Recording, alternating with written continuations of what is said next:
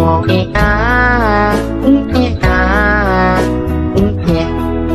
been a really, really messed up week. Some days told you, some days better. La la la, la la la. Dari sekian banyaknya sosok-sosok yang sering merasuki ibu, beberapa diantaranya, aduh merinding, beberapa diantaranya adalah yaitu 3 sosok dari kakak-kakaknya ibu itu sendiri. Hai, wassalamualaikum warahmatullahi wabarakatuh. Terima kasih sudah klik video ini. Oke, jadi di malam Jumat ini seperti biasa aku datang lagi kembali menemani kalian untuk membawakan satu kisah horor Wawa part 164. Nah, di KW malam ini aku akan menceritakan satu kisah yang bisa dibilang sangat berbeda dari kisah-kisah sebelumnya.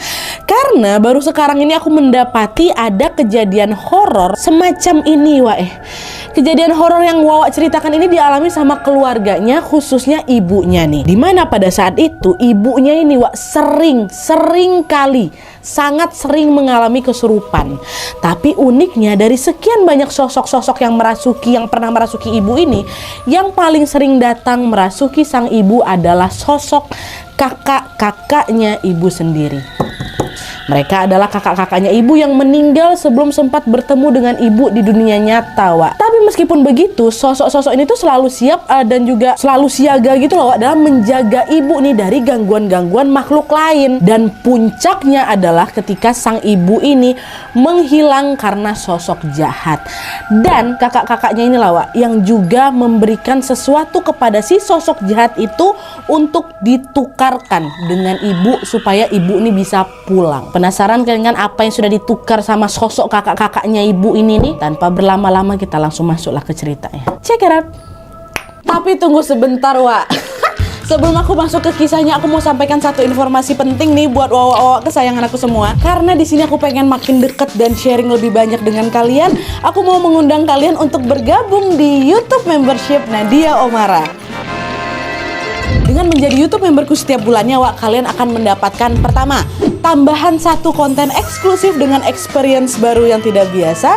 Terus ada kalanya juga nih, konten eksklusif ini bisa menjadi tempat aku dan tim bisa lebih bebas berekspresi lagi, tanda kutip, dan juga menyampaikan informasi detail yang tidak bisa kami sampaikan di konten-konten biasanya.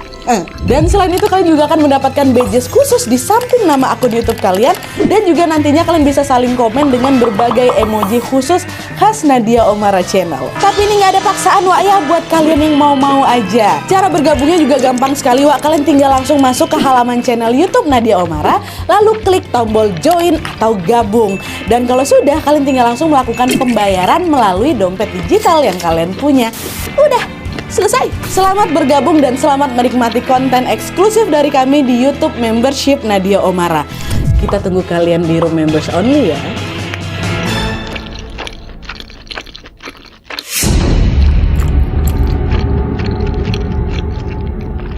Oke, jadi kisah yang aku sampaikan malam ini dikirim sama kita yang namanya Hanum dari Jogja loh.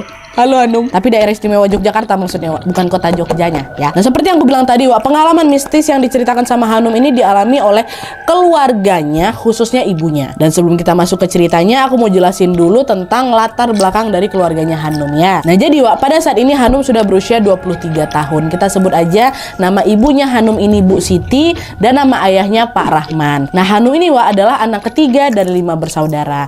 Anak pertama perempuan namanya Mbak Lisa, kedua Mas Joko, ketiga Hanum, keempat Budi, dan yang paling bungsu Adit. Cewek cuman Hanum sama Mbak Lisa aja, cowok ya. Nah, kebetulan pada saat kejadian ini Mbak Lisa si anak sulung ini sudah menikah dan tinggal bersama suaminya di rumah yang memang masih berada satu kawasan yang sama atau satu desa yang sama dengan tempat tinggalnya Hanum sama ibu bapaknya. Mereka tinggal di salah satu kabupaten di Yogyakarta yang tentunya aku nggak bisa kasih tahu detailnya di mana, tapi yang jelas tempat tinggal mereka ini berada di sebuah kampung yang memang cukup jauh dari kota. Dan rumah keluarganya Hanum ini adalah rumah paling ujung yang ada di di kampung tersebut. Suasana sekitar rumahnya Hanum ini masih sangat asri karena dikelilingi oleh bukit-bukit dan juga hutan milik pemerintah.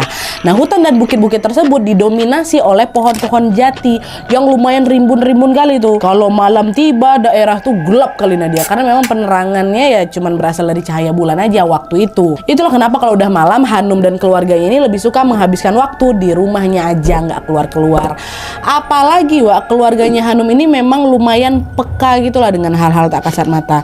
Dan yang paling sensitif di antara keluarga itu adalah Bu Siti, ibunya Hanum. Hanum bilang, Wak, ibu aku nih Nadia sering kali dia melihat penampakan. Bahkan kalau lagi diajak pergi keluar bentar aja malam-malamnya, ibu aku tuh lebih sering menundukkan kepalanya di sepanjang jalan karena ibu nggak berani nengok itu terlalu banyak, dan dia juga nggak mau jadi pusat perhatian hantu-hantu yang tahu kalau dia bisa nengok kami nih gitu loh. Takut tersampuk, takut ngikut lah gitu ha. Dan nggak cuma itu aja, Wak, kayak aku bilang tadi, Hanum ini juga bilang kalau ibunya ini sering kali kesurupan. Sering, jangan sepele kali seringnya nih, dalam 1 minggu ibunya ini bisa 2 kali kesurupan. Apa nggak sering itu? Dan biasanya ada jadwalnya, biasanya tiap malam Rabu sama malam Sabtu selepas jam maghrib pasti kesurupan mama kami itu. Dan saking seringnya ibu ini kesurupan, Wak, sampai-sampai hal itu menjadi sesuatu yang sangat biasa dan sangat wajar bagi Hanum dan juga keluarganya. Dari kecil kami tengok ibu kami itu kesurupan, adik aku yang kecil nggak ada takut-takutnya nengok mama kami kesurupan, kata. Nah, yang menarik dari kebiasaan ibu yang suka kesurupan ini, Wak, katanya hal itu ada hubungannya dengan keluarganya ibu sendiri, Wak.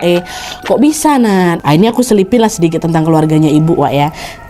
Jadi ibu ini punya adik perempuan, kita sebut aja namanya Bule Sri. Nah, pada saat kejadian ini Bule Sri itu juga tinggal di kampung yang sama-sama Hanum, dan beliau menempati rumah peninggalan ibu bapak mereka, which is kakek neneknya si Hanum. Dan sama seperti rumah keluarganya Hanum, rumahnya Bule Sri ini kan juga dikelilingi sama hutan dan kebun-kebun juga kan, Wak. Tapi yang membuat suasananya jadi menyeramkan di malam hari adalah di pojok kebun dekat sekitar rumahnya Bule atau rumah nenek kakek ini, Wak, ada 3 kuburan bayi yang berjejer dengan rapi. Nah, 3 kuburan bayi itu rupanya makamnya Mas dan mbak-mbaknya Bu Siti atau Bu Sri. Om dan tantenya Hanum, Wak. Mereka ini tidak lahir dengan selamat, ya. Nah, karena 3 kakaknya ibu ini lahir dengan tidak selamat, otomatis ya kan ibu belum sempat lah ketemu sama mereka secara langsung kan. Nah, tapi inilah dia yang ku bilang bagian yang menariknya itu, Wak. Kalian tahu, meski tidak pernah bertemu secara langsung, nyatanya ibu aku tuh Nadia tetap mengenal dan berhubungan baik dengan kakak-kakaknya itu. Kok bisa, Hanum? Kan mereka belum sempat lahir tuh. Ya kayak aku bilang tadi, Wak, dari sekian banyaknya sosok-sosok yang sering merasuki ibu, beberapa di antaranya, beberapa di antaranya adalah yaitu 3 sosok dari kakak-kakaknya ibu itu sendiri.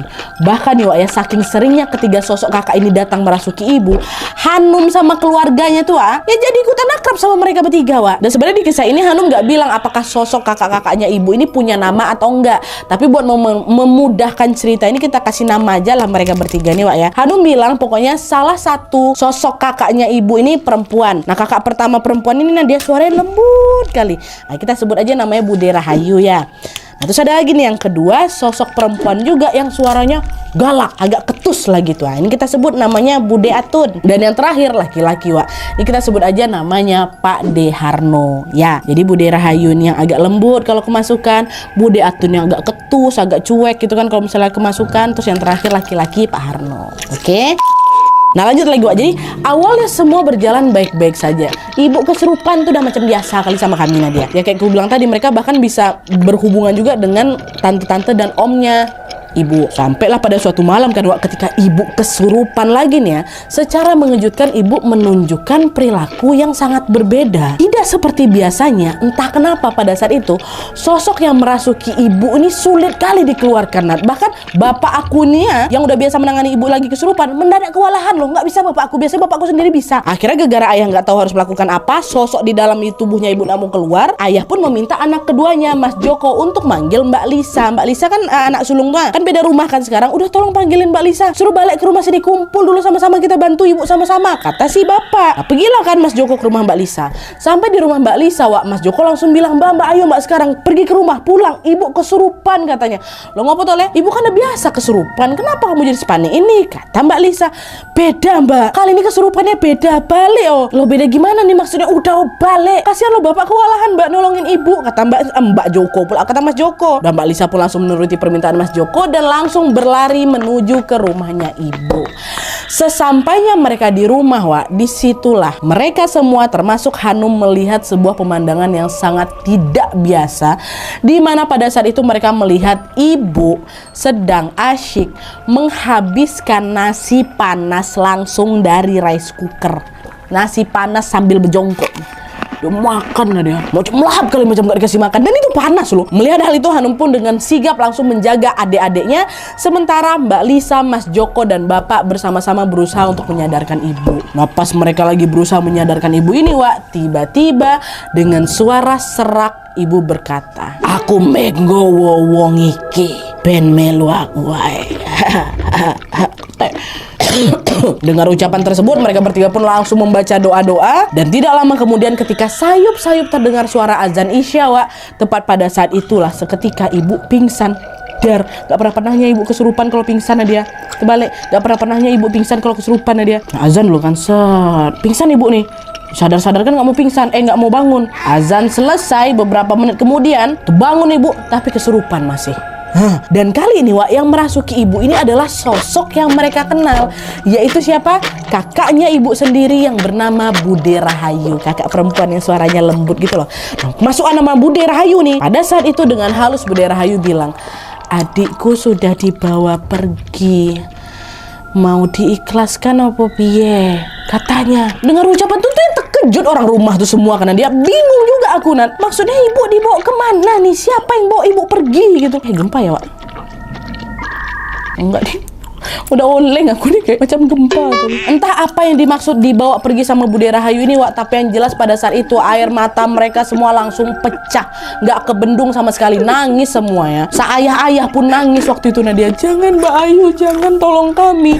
Kalau istri aku diambil sama Gusti Allah, aku ikhlas. Tapi kalau istriku pergi dengan cara seperti ini, sama sekali aku nggak redo, nggak ikhlas aku Mbak Ayu," kata ayah. Bude Rahayu jawab lagi lewat badannya ibu nih ya, "Aku bisa menolong membawanya pulang, tapi aku nggak bisa menjamin Siti adikku akan pulang dalam keadaan seperti apa.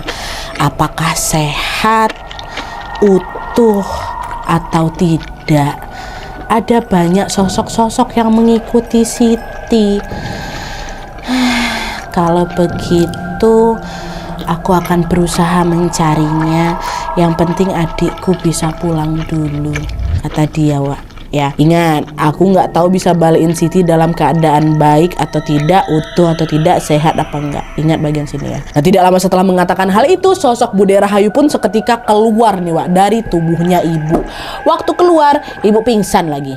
Kan? Nah, setelah Bude Rahayu ini pergi entah kemana, sekarang gantian Mbak Lisa lah yang nanya ke ayah.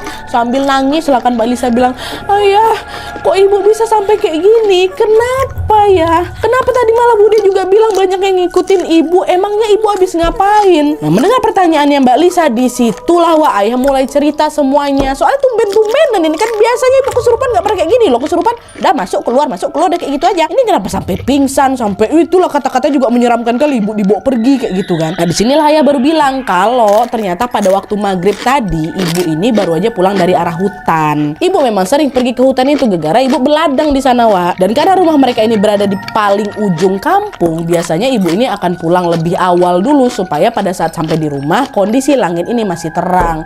Tapi entah kenapa hari itu untuk pertama kalinya nih, ibu ini telat balik, Wak. Betul-betul baru pertama kali ini Nadia, ibu aku baliknya tuh kemalaman. Dan jalan pulang dari arah hutan menuju ke rumah ini, Wak, mereka tuh harus melewati macam sungai kecil gitulah. Kalau orang Jogja sebutnya kalen. Jadi semacam parit besar gitu. Biasanya ini baru terisi air kalau hujan datang nih ya. Nah, konon katanya kalen itu memang terkenal angker. Kenapa? Karena ada banyak sekali yang percaya bahwa tempat itu sering dijadikan tempat orang-orang untuk membuang bermacam-macam benda tak kasat mata, macam jimat, macam barang milik orang yang udah meninggal, benda-benda pusaka dan lain-lain dilempar ke kalen tuh. Nah, ibu waktu balik lewat kalen itu, Wak, padahal seperti yang aku bilang tadi, ibu ini kan orangnya peka kali kan, Wak, dan bisa melihat makhluk-makhluk tak kasat mata kan. Otomatis ibu jadi sensitif lah, ketempelan dari situ. Dan kemungkinan besar makhluk-makhluk yang mengikuti ibu dan membawa ibu pergi itu adalah makhluk-makhluk yang menghuni kalen itu, Wak. Udah tuh kan, singkat cerita nih, tidak lama kemudian sosok Bude Rahayu datang lagi nih Wak, merasuki ibu. Ibu belum sadar nih ya. Di situ Bude Rahayu bilang, sulit sekali membawa Siti pulang. Kalian harus membantuku. Ayah jawab, apa yang harus saya lakukan Mbak Yu? Tolong katakan. Ya sudah, tolong siapkan ayam jago warna putih, sembelih ayam itu. Jantung sama darahnya dibungkus dengan daun kunir, lalu kalian kubur bungkusan itu di bawah gentong. Lakukan segera, tak tunggu. Aku pamit dhisik, aku mau cari adikku, katanya. Nah, setelah mengatakan instruksi tersebut, Bude Rahayu pun betulan pergi nih Wak. Ibu pingsan lagi, dan tanpa menunggu waktu yang lama, ayah, Mas Joko, Mbak Lisa langsung bergerak tuh cari ayam jago warna putih tuh kan. Emang ada ya ayam jago warna putih? Tunggu bentar lu. Ada. Ada. Mantap ya. Nah, selagi mereka mencari ayam jago tersebut, tugasnya si Hanum Wawa kita ini adalah tetap tinggal di rumah untuk menjaga adik-adik mereka dan juga menjaga tubuh ibu yang masih pingsan, kan? Nah, selang beberapa lama kemudian, ayah, Mbak Lisa, Mas Joko pun akhirnya kembali pulang dengan membawa seekor ayam jago berwarna putih. Entah dari mana lah mereka dapat, pokoknya hari itu juga mereka dapat mereka dapat bawa ayam itu balik ke rumah Nadia. Langsung disembelih sama mereka dan mengikuti instruksi dari Bude Rahayu tadi. Dan setelah semuanya selesai mereka lakukan, ayah pun menghampiri tubuh ibu yang masih pingsan itu sambil berbisik di telinganya. Mbak Yu, jantung ayamnya sudah tak kubur. Sekarang tolong bawa istriku pulang, kata bapak. Nah, tepat setelah ayah mengatakan hal tersebut, Wae, sesuatu yang sangat mengejutkan tiba-tiba terjadi lagi, di mana dengan kondisi mata yang masih terpejam, mulut ibu ini tiba-tiba tampak komat kamit nih. Macam lagi bacain doa. Lalu ajaibnya sekitar 15 menit kemudian tiba-tiba ibu tersadar langsung. Ibu akhirnya berhasil pulang dan bangun nih. Tapi ketika ibu akan menggerakkan badannya, Wak, disitulah mereka tahu bahwa ternyata setengah tubuh ibu sudah dalam kondisi kaku dan tidak bisa digerakkan. Macam orang lumpuh ibu, Wak. Di satu sisi kami senang Nadia nengok ibu kami akhirnya sadar balik nih kan. Tapi di sisi lain tuh ya sedih juga kami nengok ibu kami lumpuh setengah nih. Zalik. Apa nggak langsung menangis sesungguhkan semua mereka rame-rame di situ? Nggak tega nengok kondisi ibu kayak gitu ya kan. Tapi di sini kalian masih ingat kan apa yang disampaikan Bude Rahayu waktu itu, Wak? Masih ingat? Notice nggak kalian? Bude tidak bisa menjamin bagaimana kondisi ibu setelah pulang. Apakah sehat, apakah utuh atau tidak. Sehingga apa? Disitulah kami cuma bisa ikhlas saja Nadia menerima apapun kondisi ibu. Yang penting ibu balik dalam keadaan hidup dan selamat. Walaupun dengan kondisi kayak gini. Soalnya udah dinotis duluan sama, udah diingatkan duluan sama Bude Rahayu kan, Wak. Aduh pusing pala aku langsung. Nah, tuh kan singkat cerita, Wak. Keesokan harinya ibu pun langsung dibawa ke rumah sakit untuk diperiksa lebih lanjut bagian tubuhnya ibu yang lumpuh itu. Tapi anehnya di sini, Wak. Pada saat dokter memeriksa kondisi ibu, dokter bilang bahwa semua hasil pemeriksaannya tampak normal dan tidak ada gangguan apa-apa. Untuk sementara pada saat itu mereka menyimpulkan bahwa kalau mungkin ibu terkena gejala stroke ringan. Untuk observasi lebih lanjut, ibu boleh rawat jalan waktu itu kata dokter. Asalkan kalau nanti kondisinya ternyata memburuk, maka ibu harus segera langsung dibawa ke rumah sakit. Itu aja pesan dokter, Wak. Udah kan? Karena pemeriksaan medis tidak menunjukkan hasil yang gimana-gimana, akhirnya ya udah Hanum sama keluarganya pun bawa ibu balik ke rumah nih. Nah, sesampainya di rumah lagi-lagi ibu menunjukkan sikap yang sangat aneh, Wak. Ingat tadi aku bilang apa? Ibu ini kan biasanya kesurupan seminggu berapa kali? 2 kali ya kan? Nah, sejak kejadian itu Nadia entah kenapa intensitas ibu kesurupan tuh jadi makin sering lagi. Bahkan bisa dibilang tiap hari, Wak. Sosok yang merasuki ibu tuh pun berbeda-beda. Kadang ibu dibuatnya nangis, kadang ibu dibuatnya marah, teriak-teriak, ketawa-ketawa, macam-macam lah. Nah, kondisi ibu yang tidak stabil ini, Wak, akhirnya mengundang perhatian warga sekitar nih. Awalnya cuma paling beberapa warga aja yang tahu. Ini tidak semua warga jadi tahu. Banyak dari warga yang merasa kasihan, Wak, sama ibu. Datanglah itu ke rumah ibu untuk bisa menjaga ibu juga. Alhasil mereka pun akhirnya jadi ikut ngelihat langsung bagaimana ibu ini berkali-kali kesurupan. Termasuk ketika apa? Ketika ibu kerasukan sosok kakak-kakaknya Bude Rahayu. Mereka tengok Bude Atun, Pak Harno, tengok semua warga-warga di sana tuh. Lama-lama bisa akrab juga aku rasa tuh, Wak. Nah terus memasuki hari ke-7 sejak ibu sakit lumpuh itu, Wak, kondisi ibu masih belum juga membaik. Bahkan di hari ke-7 ibu ini justru semakin parah lagi sakitnya, dimana pada saat itu ibu kesurupan full seharian. Ada aja pokoknya ibu lakukan waktu itu. Nah dia berkali-kali dia nangis, marah, teriak, ketawa, nangis lagi, marah lagi, ketawa lagi, kayak gitu terus berulang-ulang hampir seharian. Dan selagi ibu kesurupan makhluk-makhluk yang entah dari mana asalnya itu, secara bergantian ibu ini dirasuki lagi lah oleh ketiga sosok kakak-kakaknya. Setiap kali kakak-kakaknya ibu ini merasuki ibu, pasti mereka cuma minta satu hal aja. Apa tuh? Tolong ambilkan segelas air putih, bacakan ayat kursi. Dan hal itu terus terjadi berulang-ulang. Tiap kali masuk misalnya Pak Deharno kan itu, tolong bawakan air putih yang sudah di ayat kursikan. Nanti Bude Atun masuk, itu juga perintahnya. Dan itu berulang-ulang sampai waktu menunjukkan pukul jam 7 malam. Dan pada saat jam sudah menunjukkan pukul 7 malam ini, Wak, bukannya berhenti. Sesuatu yang sangat mencengangkan tiba-tiba terjadi di jam ini, di mana pada saat itu sosok Bude Rahayu tiba-tiba datang lagi nih merasuki ibu. Dia bilang apa? Jaga adikku, nanti kalau sampai dia pergi kita nggak akan berhasil nangkap dia lagi. Dia nggak bisa dibawa pulang. Nah, mendengar ucapan Bude Rahayu, dengan sigap ayah langsung gendong tubuh ibu untuk dibaringkan di ruang tamu, Wak. Dan kebetulan pada saat itu rumah mereka udah agak ramai nih dikunjungi oleh tetangga-tetangga terdekat yang juga ikut mau menjaga ibu. Jadi kalau misalnya ibu nih dibaringkan di ruang tamu, tentu kan lebih ramai kan, Wak. Kalau misalnya ibu kenapa-napa, ada nih banyak orang yang bisa bantu ya kan. Dan setelah ibu dibaringkan di ruang tamu, Wak, sekitar jam 9 malam ibu kembali lagi dirasuki oleh kakaknya. Tapi yang datang kali ini bukan Bude Rahayu, Wak, melainkan Bude Atun. Ingat kan, ini kakaknya ibu yang kalau misalnya bicara agak galak gitu lah. Nah, ini Bude Atun masuk. Pada saat itu, Wak, dengan suara galaknya Bude bilang, cepat carikan daun asem yang banyak, bawa 7 orang ke sini dan berdoa di sampingku.